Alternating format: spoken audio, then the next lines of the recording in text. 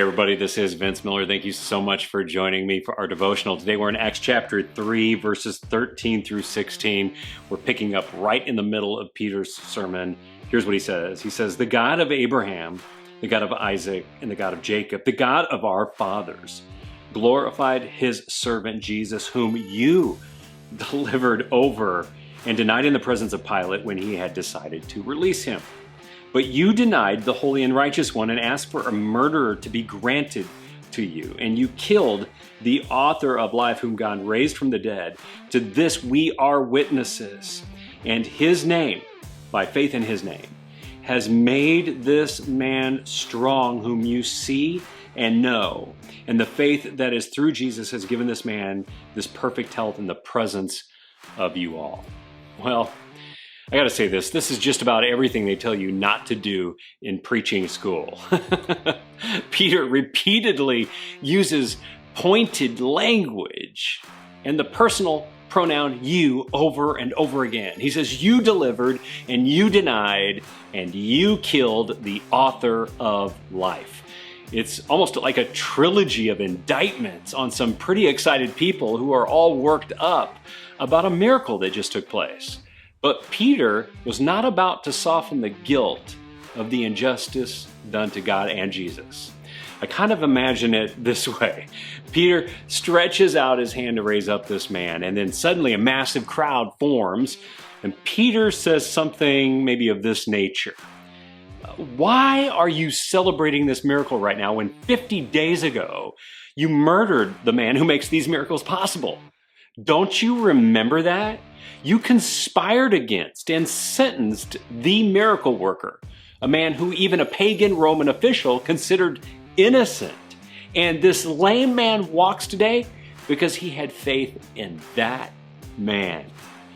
And I'll say this, that is some heavy guilt he lays on this crowd, is it not? You know, sometimes we don't like guilt. But guilt plays this very important role in guiding us back to righteousness. It can help us to correct our course. But we need to differentiate between guilt for wrongdoing and then, on the other hand, feelings of guilt. They are not the same thing. Sometimes people are guilty of wrongdoing and feel no guilt. And sometimes people have feelings of guilt when they are guilty of no wrongdoing. The biggest difference between the two is objectivity and subjectivity. Guilt for wrongdoing is an objective matter, meaning that when you do wrong, you should feel guilty. This is healthy and guides our moral activity.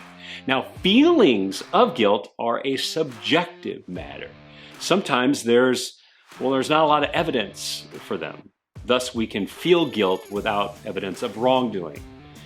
Peter wants these spectators to know that they are guilty, that they have objectively done something wrong and should feel the subjective guilt associated with it. And I think Peter takes the opportunity to point it out because he perceives that they have not made the connection between the two. Thus, they don't see their guilt, so they don't feel their guilt. This is always the challenge of leading people to the gospel, I think. It's helping people to connect the bad news to the good news. For if people fail to objectively understand the connection between the bad news of their sin in the event of the death of Jesus Christ, then we're not leading them to Jesus Christ. We are only leading them to our sugar-coated version of the gospel, and this is no gospel at all. So don't soften the message of guilt for wrongdoing, nor the feelings of guilt associated with human sin. For the guilt of the bad news leads people to the grace of the best news, a God who redeems guilty humanity from all sin and shame. Thanks for joining me today. Share this post with someone you know. Hit subscribe below, and I'll see you right back here again tomorrow.